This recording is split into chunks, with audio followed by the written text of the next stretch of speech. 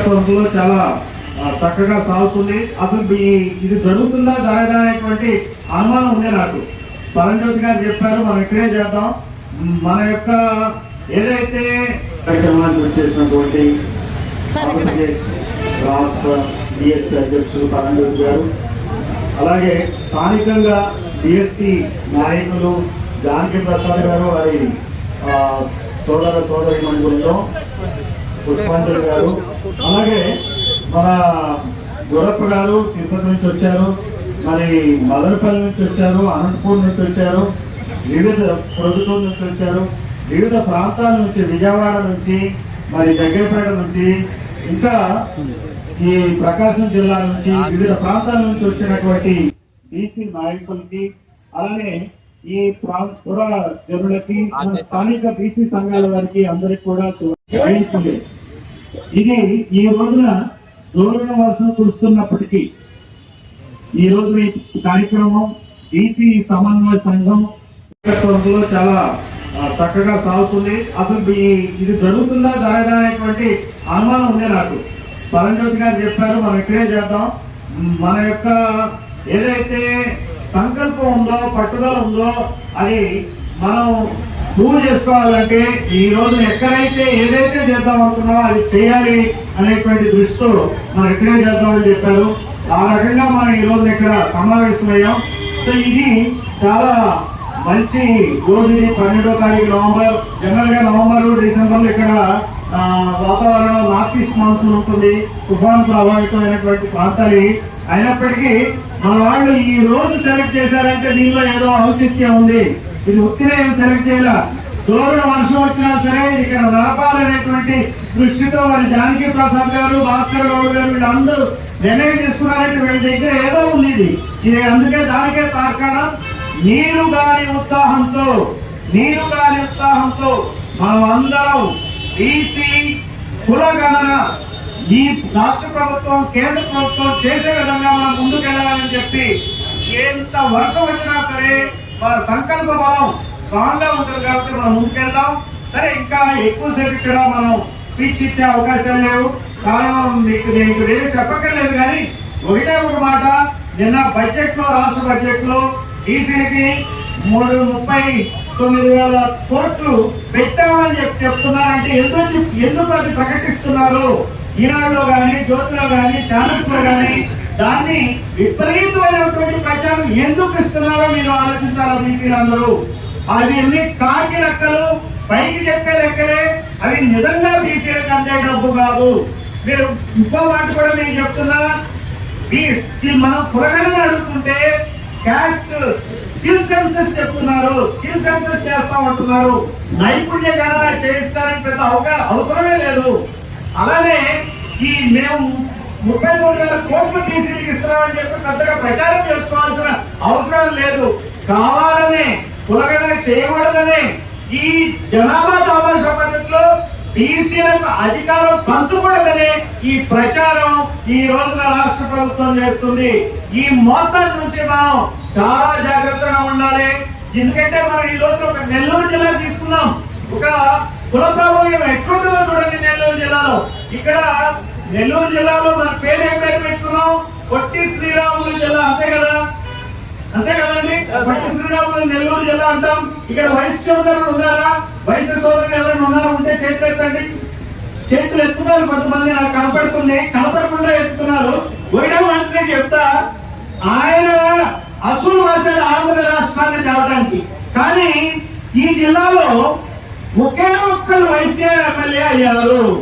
గత 16 ఎన్నికల్లో 128 మంది ఎమ్మెల్యేలు అయితే ఒకే ఒక్కరు అయ్యారు.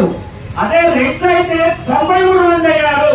93 మంది అంటే 75% ఎమ్మెల్యేలు నెల్లూరు జిల్లాలో రెడ్లే అయ్యారు. అంటే ఏంటంటే 75% రెడ్లు ఉన్నారా ఈ రాష్ట్రంలో?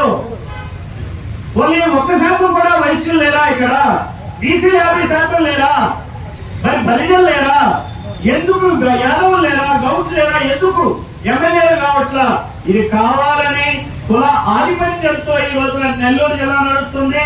నెల్లూరే కాదు, రాయలసీమ మొత్తం రెడ్ల ఆధిపత్యంతో నడుస్తుంది.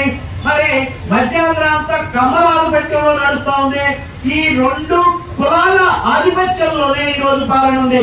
అందుకే మనకి ఒట్టొట్టి మేనిఫెస్టోలు ఇస్తారు. ఈ మేనిఫెస్టోలో బీసీల గురించి ఏం వేస్తారు? తెలుగుదేశం పార్టీ ఏమైంది? బీసీ సంరక్షణ చట్టం తెస్తానండి. తెచ్చిందా? తేవడానికి టైం లేదా వాళ్ళకి? అది ఏమైనా ఖర్చుతో కూడిన సమస్యనా? ఏమో రూపాయి ఖర్చు అవుతుందా? మరి ఎందుకు తేవట్లేదో చెప్పండి. మీరు అర్థం చేసుకోవాలి. బీసీల పార్టీ టీడీపీ అని భావిస్తున్న బీసీ సోదరు కదా అర్థం చేసుకోవాలి. ఇది మన పార్టీ కానీ కాదు. అది నిజంగా మన పార్టీ అయితే సరే. మన పార్టీ అంటే ఎక్కువ చెప్తా.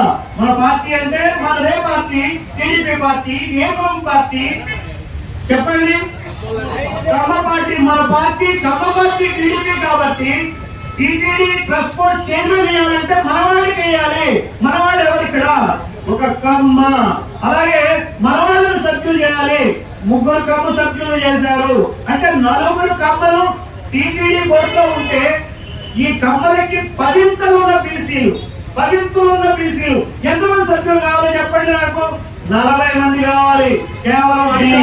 తెలంగాణలో బీసీలు లేరా? తెలంగాణలో బీసీల పార్టీ టీడీపీ పార్టీ కదా. నర్సిరెడ్డిని ఎందుకు చేశారు? అలానే తెలంగాణ జనసేన నుంచి ఎవరు చేశారో తెలుసా మీకు? మహేందర్ రెడ్డి. మరి మహేందర్ రెడ్డి ఇదే ఉన్నాడు అక్కడ, ఎవరు లేరా? సరే 24 మందితో టీటీడీ బోర్డు ఏర్పాటు చేశారని అనుకున్న నేపథ్యంలో ఒక్క మెంబర్ ఇంకా కావాలి. 25 మెంబర్లు వేయరా? దానికి చాలా మంత్రాలు సాగుతా ఉన్నాయి. నేను చూస్తా ఉన్నా ఎవరిని వేస్తారబ్బా. వీళ్ళు 5-6 బీసీలు వేశారు. ఒకవేళ బీసీకి ఇస్తారేమో అనేటువంటి దృష్టితో నేను చూస్తా ఉంటే బీజేపీ కూడా భానుప్రకాష్ రెడ్డికే ఇచ్చింది. 4 రెట్లు, 4 కమ్మలు, 8 మంది ఉన్నారు. కమ్మలు కూడా దేశ విదేశాల్లో ఎక్కడో ఉన్నాయి. ఎన్ఆర్ఐ కమ్ముకిస్తారా నాకు చెప్పండి? అంటే ఇక్కడ లేరా కమ్మలు? ఇక్కడ బీసీలు లేరా? మనుషులు కాదా? వైశ్యుల మెంబర్లు ఉండరా? బ్రాహ్మణుల మెంబర్లు ఉండరా? కుమ్మలు ఉండరా? తాకళ్ళు ఉండరా? మరి వీళ్ళెవరు కంసాలు ఉండరా మెంబర్లు? ఎందుకని ఈ కులాలకు చిన్న చూపేదో చూస్తున్నారు? అదే మన పార్టీ వచ్చేటప్పటికి మన వాళ్ళకి పదవులు ఇవ్వాలా? మనమేమో టీడీపీ బీసీల పార్టీ అనుకున్నాం. నామినేటెడ్ పదవులన్నీ బీసీలకు ఇస్తామని చెప్పారు. ఇవ్వడానికి వాళ్ళకి చేతులున్నారా? ఇది ఒక హామీ. ఈ హామీలో ఇప్పుడే విఫలమయ్యారు. ఇదే కాదు, ఇంకా ఏమన్నారు? జనాభా తక్కువ ఉన్నటువంటి వాళ్ళకి మనకి బీసీలకు చేసి స్థానిక సంస్థల్లో 34% రిజర్వేషన్లు ఇస్తా ఉన్నారు. మరి ఎందుకు చేయట్లా? కొరగడని ఎందుకు చేయట్లా? చేసి ఎందుకు ఇవ్వరు? ఈ టీడీపీ ఎందుకు ఇవ్వదు? ఇది మనం అర్థం చేసుకోవాలి. ఈ ప్రభుత్వాలను నమ్ముకుంటే మనకు వచ్చేది చిప్పే. ఏ రకంగా కూడా మనం పైకి రాము. మనకున్న ఆర్థిక సుమారు ఈ రోజున కేంద్ర ప్రభుత్వం కానీ రాష్ట్ర ప్రభుత్వం కానీ పాటిస్తున్నటువంటి ఆర్థిక విధానాలు జనరల్ గా నన్ను అడిగి ఇది తొంగలో తొక్కాల్సినటువంటి టీడీపీ మేనిఫెస్టో నేను తడిచింది వదిలేస్తున్నా. మొత్తానికి దాన్ని పెట్టుకుని మనం ఎందుకు దానికి ఎక్కువ ప్రచారం చేయాలా నాకు చెప్పండి. అయితే నేను ఒకటే చెప్తున్నా, మనం ఆర్థిక అసమానతలు విపరీతంగా ఏం చేస్తున్నా పెరిగిపోతున్నాయి. మనం గమనించాలి. ధనికులు మరింత ధనికులు అవుతున్నారు, పేదలు మరింత పేదలు అవుతున్నారు. 50% మనకు టోటల్ గా మనం ఒక లెక్కేస్తే ఆధిపత్య కులాలు ఏవైతే అగ్రవర్ణాలు ఉన్నాయో, ఇక్కడ కమ్మారెడ్లు, వేరే చోట రాజపుట్లు, బ్రాహ్మణులు ఉంటారు ఉత్తర భారతదేశంలో. వీళ్ళ సంపద అంతా 10% ఉన్నటువంటి వీళ్ళ సంపద అంతా దేశ సంపదలో 90% ఉంది. 90% ఉంది. మనది 7% ఉంది. బహుజనులు బీసీ, ఎస్సీ, ఎస్టీ, మైనారిటీలు కలిపి 7% ఉంది. మనం ట్యాక్సులు కట్టేది 96%. మనం ట్యాక్సులు కడుతున్నాం 96% మనం ట్యాక్సులు కడుతున్నాం. పైన 10% అగ్రకులాల వాళ్ళందరూ ధనికులు అందరూ కట్టేది 4% మాత్రమే ట్యాక్సులు. వాళ్ళ ఆస్తులు 90%, కట్టేది ట్యాక్సులు 4%. మన ఆస్తులు 7-8%, మనం కట్టే ట్యాక్సులు 96%. చూడండి మీరు, చాలా అన్యాయం జరుగుతుంది. మన దేశంలో ఉన్న 167 బిలియనీర్లు ఉన్నారు. మన రాష్ట్రం చెందిన వాళ్ళు కూడా రెడ్లు, కమ్మ వాళ్ళు బిలియనీర్స్ ఉన్నారు. ఈ బిలియనీర్స్ యొక్క ఆస్తి మొత్తం 167 మంది ఉన్నారు ఈ దేశంలో. కుబేరులు అంటారు కదా, ప్రపంచ కుబేరులు జాబితా రిలీజ్ చేశామని చెప్తారు కదా. ఈ 167 మంది కుబేరుల యొక్క ఆస్తి ఎంత ఉందంటే మనందరి ఆస్తిలో 3వ వంతు ఉంది. మన అందరి ఆస్తిలో 3వ వంతు ఉంది. వాళ్ళ మీద వెల్త్ ట్యాక్స్ వేస్తే 2%, కేవలం 2% వెల్త్ ట్యాక్స్ వేస్తే ఈ రోజున ఆంధ్రప్రదేశ్ బడ్జెట్ 3 లక్షల కోట్ల రూపాయల ట్యాక్స్ రూపంలో వస్తాయి. వీళ్ళు వేయరు వెల్త్ ట్యాక్స్, ధనికులకి వేయరు. వీళ్ళు అమరావతిలో 15,000 కోట్లు ఖర్చు పెడతారు. ఈ 15,000 కోట్లలో రాజకీయ నాయకులకి 10% కిక్ బ్యాక్స్ ఉంటాయి, 1,500 కోట్లు. ఆ తర్వాత అధికారులకి కాంట్రాక్టర్లు కలిపి 1,500 కోట్లు తింటారు. అక్కడ అమరావతిలో భూములు ఉన్న వాళ్ళంతా కూడా ఈ 10% ఉన్నటువంటి ధనిక కులాల వాళ్ళే. ఎస్సీలు కాదు, ఎస్టీలు కాదు, బీసీలు కాదు. వాళ్ళకు ఉంటే 5% కన్నా ఎక్కువ ఉండదు. కానీ వాళ్ళకున్న ఒక్కొక్క ఎకరం ఈ రోజున జగన్మోహన్ రెడ్డి ప్రభుత్వంలో ఉన్నప్పుడు 2 కోట్ల ధర పలికిన ఎకరం 6 కోట్లు పడుతుంది. రేపు 15,000 కోట్లు బడ్జెట్ ఈ రోజు లీకులు వచ్చేస్తున్నాయి. మనకి 15,000 కోట్లు అమరావతిలో ఖర్చు పెడుతున్నాం, శాంక్షన్ అని చెప్పి జనవరి నుంచి అక్కడ ఒక్కొక్క ఎకరం 10 కోట్లు అవుతుంది. ఈ 10 కోట్లు డబ్బులు ధనికులు మరింత ధనికులు అవుతారు. నాకు తెలిసిన ఒక ఆశ్రమం ఉన్నాడు, ఆయన చెప్పాడు ఆయనకి 60 ఎకరాలు ఉన్నాయి. మరి జగన్మోహన్ రెడ్డి టైంలో 2 కోట్లే ఉంది సార్. వాళ్ళు వచ్చాడు నాకు, ఇప్పుడు బాగుంది మా పని, ఒక్కొక్కటి 6 కోట్లు అయింది అన్నాడంటే 60 ఎకరాలు 2 అంటే 120 కోట్లు ఉంటే ఇప్పుడు అది 360 కోట్లు అయింది సార్ అన్నాడు. రేపు మాకు అతను చెప్పినాడు, రేపు మాకు జనవరి, ఫిబ్రవరి, మార్చిలోకి వచ్చేటప్పటికి 10 కోట్లు లాభం చేసేటువంటి కార్యక్రమాలు చేస్తారు. క్యాపిటల్ అమరావతి అని చెప్పి 15,000 కోట్లు ఖర్చు పెడతారు. ఈ నెల్లూరు రోడ్లు ఇట్లానే వదిలేస్తారు. ఈ నెల్లూరు ట్రాఫిక్ సమస్యలు ఇట్లాగనే వదిలేస్తారు. మా పోలీసుల్ని రోడ్ల మీద నుంచోబెట్టి డ్యూటీలు చేస్తారు, తడిపిస్తారు. ఏ రకమైనటువంటి సంక్షేమం చూడకుండా ఈ రోజున మా పోలీసులు కూడా సరెండర్ లీవ్, శాలరీ లీవ్ కూడా ఇవ్వలేదు. 2 విడతలు అయిపోయింది, 3వ విడత వస్తుంది. అసలు ఏం చేస్తుంది ప్రభుత్వం? మీకు 15,000 కోట్లు రిలీజ్ చేసుకున్నారు మీ అమరావతికి. 5,000 కోట్లు పోలవరం అంటారు, అది ఎప్పుడు చెందిందో తెలియదు. అది చేస్తామని కూడా చెప్పట్లేదు, మనకు మాట మార్చేస్తున్నారు.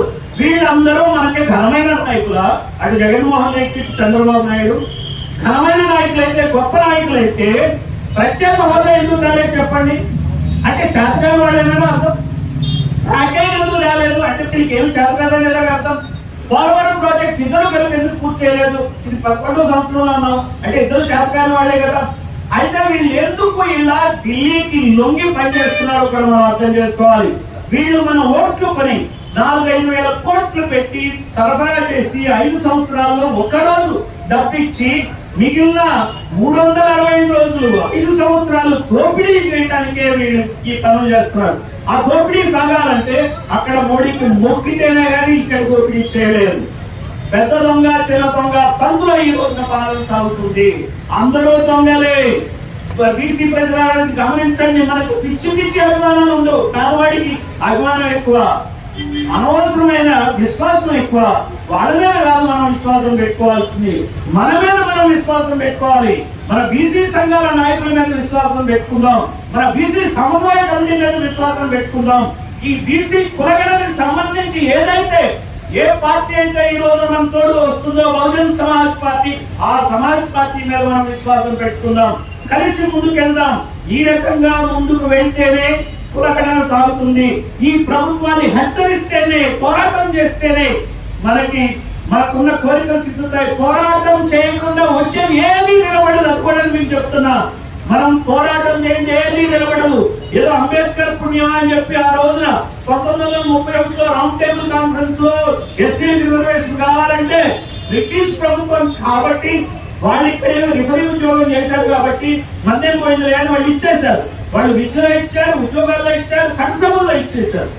అదే కాన్స్టిట్యూషన్ రాగానే మనకి 1947 స్వాతంత్రం వచ్చినాక రాజ్యాంగం వచ్చినప్పుడు ఎగైనా అంబేద్కర్ పుణ్యమే ఎస్సీలతో పాటు ఎస్టీలకు కూడా రిజర్వేషన్ వచ్చినాయి. బీసీలు కూడా స్కాలర్షిప్లు కానీ రిజర్వేషన్లు కానీ రావడానికి అంబేద్కరే రాతబాట వేశాడు. ఆ రాతబాటను కూడా ఈ కాంగ్రెస్ ప్రభుత్వం కొల్లబట్టింది. రాష్ట్ర ప్రభుత్వం ఇక్కడ ఉన్నటువంటి ఆంధ్రప్రదేశ్ ప్రభుత్వం బీసీలకు రిజర్వేషన్ ఇవ్వడానికి 25 సంవత్సరాలు తీసుకునే రిజర్వేషన్ వచ్చినాక, మన స్వాతంత్రం వచ్చినాక, అలాగే సెంటర్ లో ఓబీసీ రిజర్వేషన్ ఇవ్వడానికి స్వాతంత్రం వచ్చినాక ఉన్న ప్రభుత్వాలు 45 సంవత్సరాలు తీసుకున్నాయి. అది మండల్ పుణ్యం, కాంశీరామ్ పుణ్యం, విపి సింగ్ హయాంలో జరిగింది. లేకపోతే అవి కూడా వచ్చాయి కాదు. ఏ రోజునైనా సరే వీళ్ళు కులగణన చేయడానికి భయపడతారు. ఎందుకు భయపడతారంటే మీకున్న ఇక్కడున్న నెల్లూరు జిల్లాలో 7 సీట్లలో కనీసం ముగ్గురు బీసీలకు ఇవ్వాలా. ఒక వైశ్య గానీ ఇంకో అదర్ కమ్యూనిటీకి ఇస్తే వీళ్ళకి ఒక్క సీటే తీసుకోవాలి. రెట్లు ఒక్క సీటే రెట్లు తీసుకోకపోతే వాళ్ళు రాజకీయ వ్యాపారం ఎందుకు చేస్తారు? కోట్ల డబ్బులు కాంట్రాక్టులు చేసి మీకు ఎందుకు పంచుతారు చెప్పండి. అందుకని చెప్పి వాళ్ళు రాజకీయాలను వదిలేయాలి. ఈ రెడ్లు, కమ్మలు, ధనికులు రాజకీయాన్ని వదిలేసి మా బీసీ, ఎస్సీ, ఎస్టీ, మైనారిటీ వర్గాలకి రాజకీయాలు అప్పచెప్తే మేము ఎట్లాగో మీలాగా దోచుకునే చేత కాదు మాకు. కాబట్టి ఖచ్చితంగా గుడ్ గవర్నెన్స్ మేము ఇస్తాం. మీరు గుడ్ గవర్నెన్స్ ఇస్తామని చెప్తారు, మీరు ఎప్పటికీ గుడ్ గవర్నెన్స్ ఇవ్వలేదు. మీరు ఇచ్చేది గుడ్ గవర్నెన్స్, మా కడుపు పొడిచే గవర్నెన్స్. అందుకని చెప్పి మేము ఇస్తాం గుడ్ గవర్నెన్స్. సరిగ్గా ఎలా పాలన చేయాలో, మా సెక్షన్స్ కి మేము ఎలా సేవ చేసుకోవాలో మాకు తెలుసు. మేము ఆ రకంగా ముందుకు వెళ్తాం. అందుకని చెప్పి ఈ 2 పార్టీలని దూరంగా పెట్టుకోవాలి. బీసీ సమన్వయ సంఘం ఆధ్వర్యంలో ఈ రోజున చారిత్రాత్మకమైనటువంటి ఒక నేపథ్యం ఉంది, అవసరం ఉంది. పూర్ణచంద్రరావు గారు, ఇటు రమణ గారు చూద్దాం. జై భీమ్, జై పులి.